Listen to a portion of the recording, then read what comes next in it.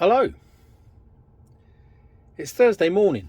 I haven't really recorded a great deal this week because I've been too busy trying to get my head round what this amazing truck can and cannot do. Well, but the only thing it can't do is make me coffee at the moment because I haven't got an inverter. But that's about it, and I can live with that because the rest of it is fucking amazing. I can't turn the engine on, so I can't do the heads-up display here, or the dash display at the moment. I'll do another separate one on that. 845 miles on the clock. I got it with about a couple hundred on it, which is more or less delivery miles for a truck. But I can show you the other display, which is here. So you can either press it by, and the steering wheel's not straight, by the toggle switches, left and right, which controls absolutely every function you can think of. Everything. But on here, this is touchscreen, so I've got climate control. So I can set the temperature of the night heater. I've got the night heater on because it's a bit nippy this morning. But I can put the fan up and down, if you can hear that. Or I can change the temperature, or I can recirculate the air. And I can get warm air up onto the screen. And then if I turn that off, I'll go on to climate control, and this is just my normal climate control. I've got it at 20 degrees with no fan, but I can have it adjustable where I want it to go. Just like a normal climate control, but it's brilliant, absolutely brilliant. So I'm going to put the night heater back on again, back to the beginning. Operation button isn't going to work because I've got the ignition on, but you've got all sorts of systems on there which would all light up when I've got the ignition on. So raise and lower the mid axle, hill assist, reverse parking siren off or on, emergency assist, turn the regeneration off, turn the regeneration on, lane assist, rocking. So if I get stuck, the system will rock itself. The truck should rock itself out of any dips that I get stuck in. So if I got stuck in soft ground or snow or ice or anything like that, it should technically rock itself out of it. And that's rock, not rocket as in spaceship, like fuck off. No, I don't think it's going to do that. And then that's a leveling button, levels the whole everything out. You've also got, you can't do any of these. I can set an alarm. Settings, I can't go into that at the moment because everything's off. Not sure this is going to show anything at the moment because I haven't got the ignition on. I can't turn the ignition on. But it gives you maintenance, events, diagnostics, and axle status.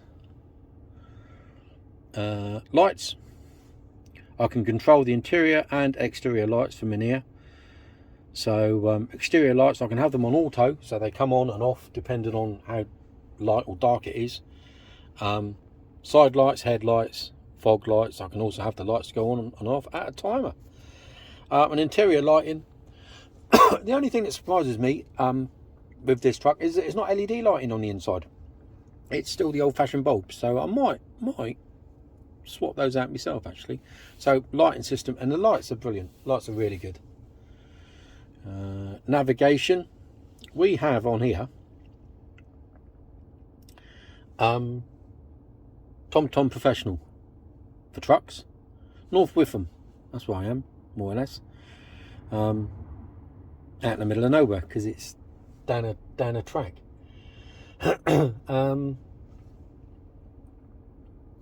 It's just a brilliant bit of kit. I've used it several times now, and it's got me to the precise exact location. I'll talk to you more about the truck in a minute or two, but that is brilliant. TomTom.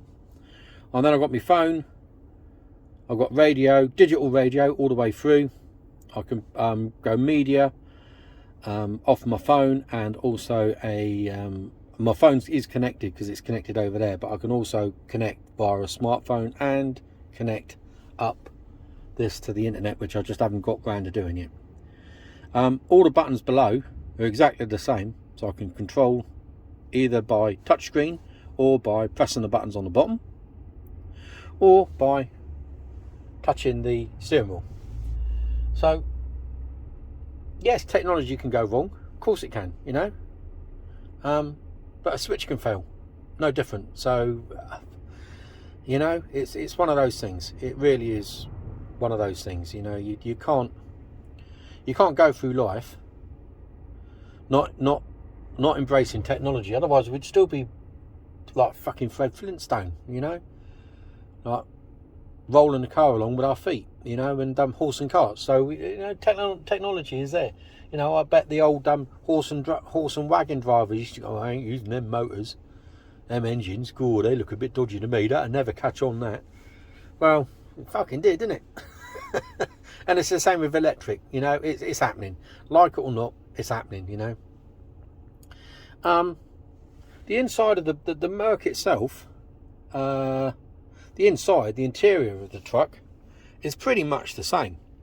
Handbrake's slightly different. But the layout of the dash, the way that the console is and everything, is pretty much exactly the same. No difference at all. Absolutely no difference. So you've got your tacho up there, sunroof, lockers, microwave, sunroof, another locker, drawers, and then you've got these mirrors. Now I've got to be honest, I quite like them. So I'm going to bust a few myths here. If I can switch them on as well, look. There you go. I'm going to bust a few myths because people say that can't see nothing when in the dark. Well, that is absolute bollocks. Yes, you can. You can see perfectly well in the dark. Oh, you can't see nothing when it's raining. Well, that's bollocks as well. I was out the other night. It was absolutely early as whatever day it was, Tuesday morning. It was hurling it down with rain. Absolutely hurling it down.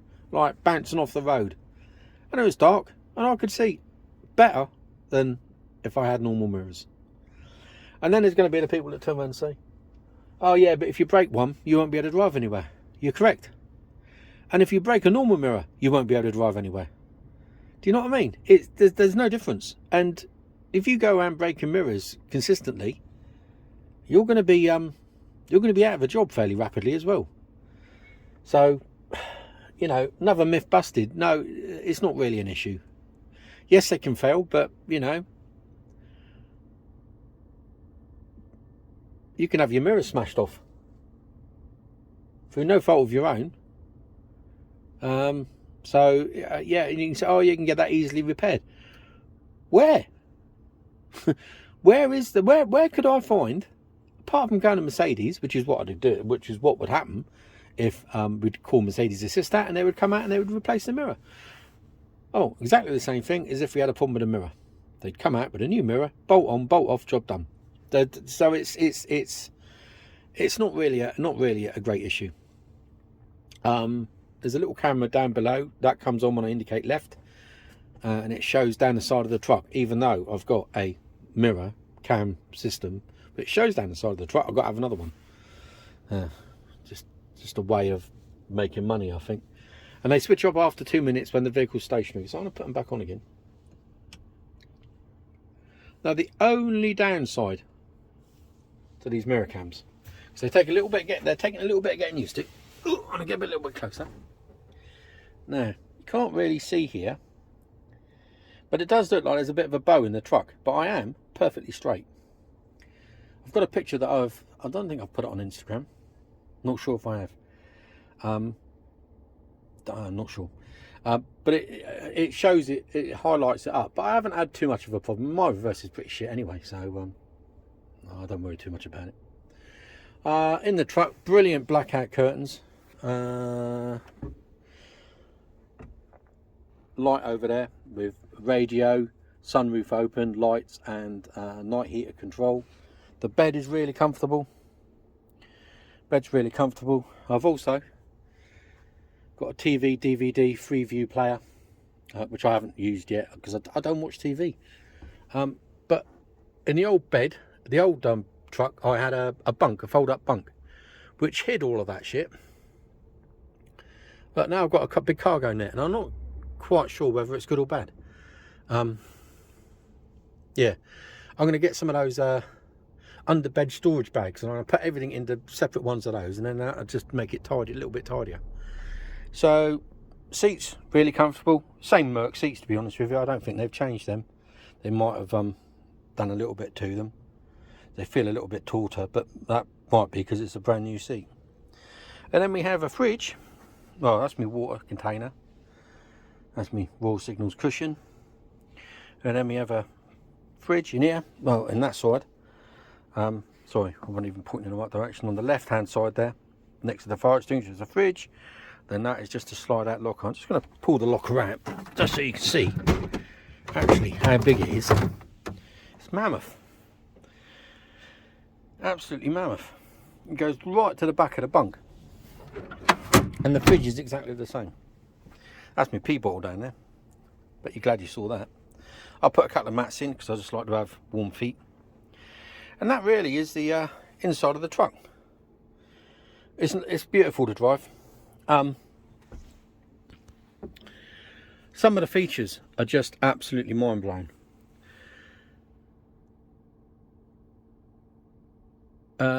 Let's try and work this out. Okay, right. I'm approaching a roundabout. What this truck does is it knows that you're approaching a roundabout, and it'll tell you how far away it is, and it'll give you a countdown timer as to distance wise as to how close you're getting to it. It will slow the truck down automatically.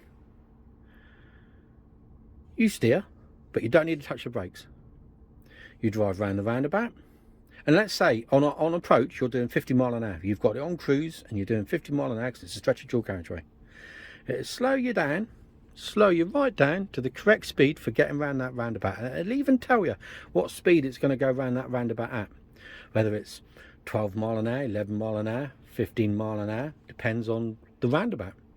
If it's a tight one, it'll be down to 8 mile an hour. If it's a fast flowing one, it'll be 14, 15, 16, 17, 18 mile an hour. Depends. And it'll take you around the roundabout, and then it'll accelerate back up to whatever your speed limit was set at. So if it was back at 50, it'll take you back up to 50. Mind-blowing. Absolutely mind-blowing. You can't use it all the time, purely and simply because traffic gets in your way. But it was quiet. Early hours this morning, it was quiet. And it was just a doddle going around these roundabouts. Absolutely blissful. You just got to trust it. And yeah, you know, again, you could say, well, you can't trust technology. No, you can't. So you've got to be ready to take over. You know, anything can come round. So you've got to be, you know, you can't switch off. But it just makes driving so much easier. And then there's the other thing that I do like, and this is just really good. You're travelling down a road and it's a 50 mile an hour limit. So you're doing 50 mile an hour limit. Up ahead, there's a 40 mile an hour speed limit. So it goes into a 40. Say you're approaching a village. So it goes into a 40.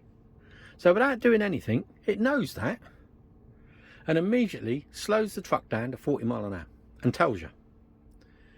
You go through the village, or you get a little bit closer to the village and it drops into a 30. It slows the truck down again to a 30.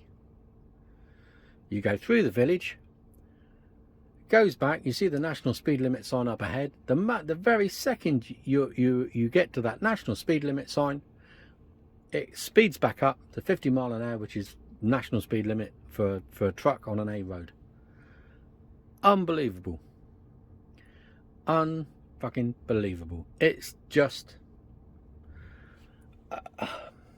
words fail me. It's just real. It's just so clever.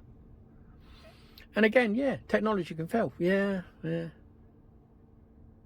My judgment's more likely to fail than this truck. Do you know what I mean? I'm more likely to miss that sign than the truck getting it wrong. I missed a 40 mile an hour speed limit sign this morning on the way in here. Didn't see it at all. And I sort of saw the truck slow down. It's gone down to 40. Yeah, there's a 40 mile an hour speed limit sign there. And I saw the sign because it starts to slow you down before when you hit 40, when you hit the sign, where you get to the sign, you're already at 40. So it starts slowing you down before you get to the sign. So you've got no chance of breaking the law, really. So I thought, oh, why is it slowing down? Oh yeah, there's a 40-mile-an-hour sign there. Didn't see that at all. I might have, but I didn't. Absolutely amazing. So what else can I tell you about this truck? Suspension. Yeah, suspension. It's a huge improvement. It's like chalk and cheese. It's like going from a horse and cart to a limo. It's just really, really good. I've travelled over some of the roads that I go on a regular basis where I nearly lose a filling every time I go over it. You hardly notice that the bumps are there now. It's just so much better on the front end, and it's the front axle that's where they've made the biggest improvement. Brilliant. Oh, and coming out of bumps, when you go over the speed bumps at coming out of Chieveley, you go over those, no matter how slow you went over those, it was everything crashed, you know, it could 2 miles an hour and you really felt them. Now you just sort of, you know, they're there, you got to slow down for them, but it's a gentle, it's a soft little bump. It's lovely. What else? Gearbox. Yes, Merc gearbox, notorious for being shite. And little view up the road there. Smooth as silk, really smooth, no problems on a roundabout. It's come up to a roundabout, it knows what gear it's going to be in. It doesn't sit there chuntering through going, oh, I don't know, you know, because the old Merc gearbox used to come up to a roundabout, you'd slow down, you'd come to a stop, and then it'd go, wonder what gear I'm going to go into now. And then it'd get sidetracked and start thinking about what it was going to have for fucking dinner, you know. And then about 30 seconds later it'd go, oh, I better put it in the third. Oh, is he pressing the accelerator wanting to go? Oh yeah, we better do something about that then. Hang on a minute, what did he say we were having for dinner? Oh yeah, spaghetti bolognese. Oh right, okay, right, no, go, let's go then, let's go. I don't know what all the fuss was about. And it's like, fucking hell, gearbox, you got people beeping behind you because you can't fucking go anywhere. This thing, smooth. It's like a hot knife through a hot turd. I'll tell you, it's just amazing. Amazing, absolutely amazing. You know what? Slow down, man. Here, what's going on, governor? So yeah, so that's the inside of the truck. It really is good. It really is nice. I love it. One other little thing. There's only one 12-volt socket, which is down there, which is a pain in the ass. You've got two 24-volt sockets there, and you've got another 24-volt down below where the 12-volt is. You could really do with one of those being made into a 12-volt. You don't need 1, 2, 3 24-volt sockets. You really don't need that. So am I pleased with the truck? Oh yes, I am. I am very pleased with the truck. It's just a world of difference. I'll do a separate video on when I park up in a lay-by or something out of the way, and I'll do a separate video and run through the instrument cluster by the steering wheel, because that's a separate job all on its own really. But I hope you get the gist of it. It's just well, I'm in love with it. I say I'm in love with it. I'm in love with her, and she's called Sasha. she's like a high-class prostitute. She'll do anything you want for the right sort of money, you know. And I'm willing to pay handsomely, and she just seems to do what I want. So yeah, this is Sasha. So there's a security guy just walked by. Well, he looked like security. I don't know if he was or not. But yeah, I'm at yeah, near Colsterworth. If you look at Colsterworth, you'll see it on the map. There's an old airfield. I'm just by that, near just down from Colsterworth truck stop. Just south of that, there's an industrial estate. I'm down on there. Which I guess this area was once part of the airfield. But yeah, I'm gonna leave it there. This is a Mercedes Actros called Sasha. Speak to you all later.